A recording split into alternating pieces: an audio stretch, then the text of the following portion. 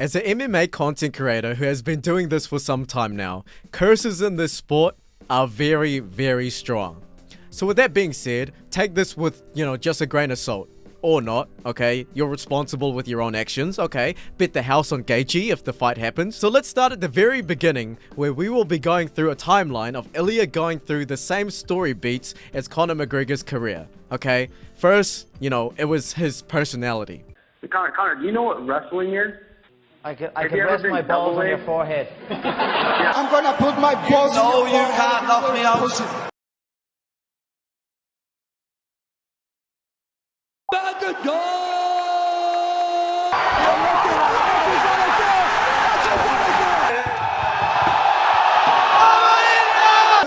I'm the martial artist. Ilia! Right in front of you. Do something about it. Do something about it. I'm here, right in front of you. Do some shit. Do something.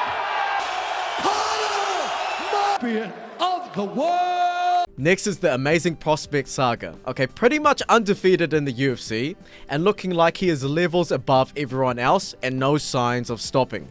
Of course, there were some slip-ups and rocked moments between the two of them, but we all still knew who the better fighter was. And how could we forget the title win against the Brazilian fighter in round 1, and the KO basically shocked the world, getting lots of views and became the pseudo mascot of the UFC.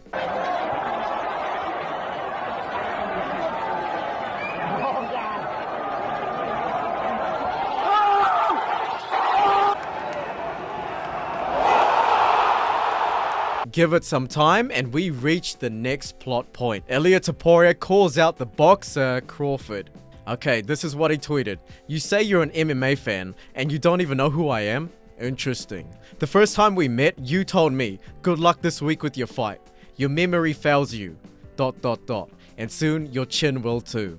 I'll represent the entire MMA community, pound for pound #1 in real fights versus the pound for pound boxer. Then it gets a bit off the rails with the, quote unquote beef where Crawford calls him drunk and all that, which is very Conor McGregor-like as well, leading to the next point.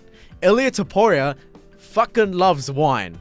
So he will probably start an alcoholic beverage company just like Conor McGregor, especially wine. Porque siempre me ha sentado bien en cada recorte de peso, ha sido algo que siempre lo he hecho, es algo que me sienta bien y sigo las tradiciones, me deshidrata más de lo normal, me hace perder más peso, mañana regreso a la sauna, ya me queda prácticamente nada, un par de gramos, corto eso y ya estoy en el peso, así que ya celebramos la victoria, el peso, ya celebramos todo lo que Dios nos regala, nos da. Me siento súper agradecido por todos estos momentos que puedo vivir. He even branded, okay, a bonus, he even branded his freaking barber, cover thing. Also, wine fits his personal brand where he, it looks very luxurious and he has the rose as well, so I feel like it kind of coordinates pretty well. So it only makes sense that he will make a wine company after a few years from now. He even stated that he wanted to retire early, meaning you won't be seeing any Ilia Topuria fights after, 2028 or 2027. So let's make the scene here. If the Conor McGregor effect still follows suit, Ilia and another contender is actually initially planned and hyped up. Okay, let's say Arman Tsarukyan or Paddy Pimblett. But that opponent pulls out just like, RDR versus Conor McGregor.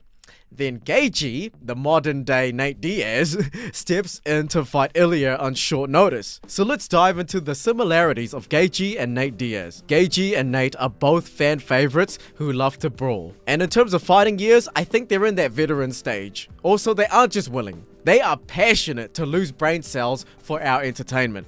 Gaethje went out like a fucking king against Max Holloway, especially in comparison now when we saw Dustin Poirier in the final seconds and also other fights where they wanted to throw down in the final seconds as well, and it never really escalated to the point of Max versus Gaethje.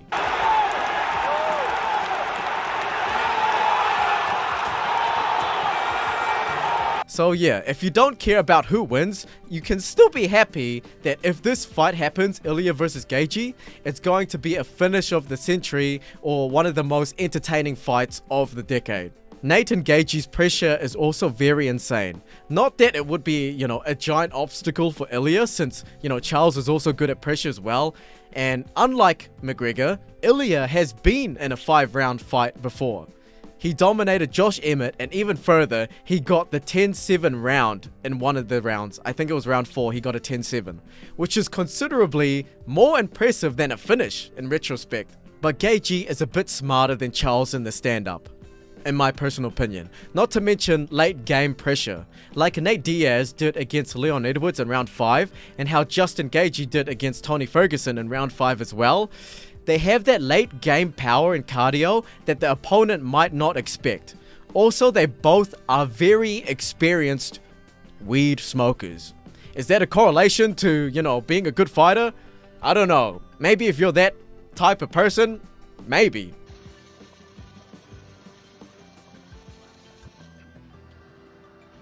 Gaethje is likely the most powerful opponent Ilia will face as well, and also in saying that, it's probably the opponent Ilia is overlooking the most, and overlooking your opponents as a champion is probably the worst thing you can do, okay? The fan favorite who will be the underdog versus the young star. So that is something that will not go well if he overlooks Gaethje. But only if he overlooks Gaethje. It does seem likely though, because there has been literally no interaction between these two that I know about so far.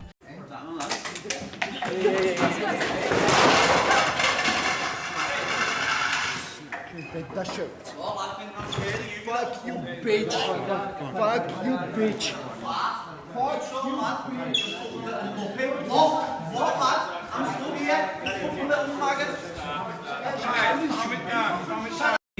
Ilia, stop running, Ilia. Stop running, Ilia.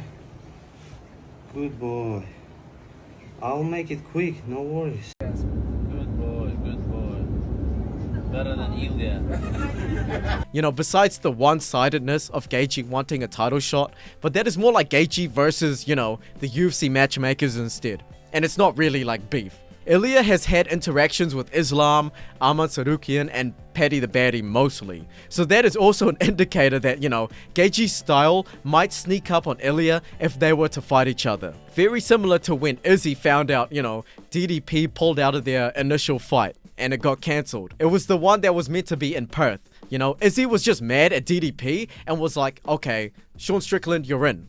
And the whole time, Izzy was just overlooking Sean Strickland, already saying he was going to do things as a celebration dance and whatnot. I'm at the gym right now, about to get some work. So, I'm fighting in Sydney. I don't give a fuck who.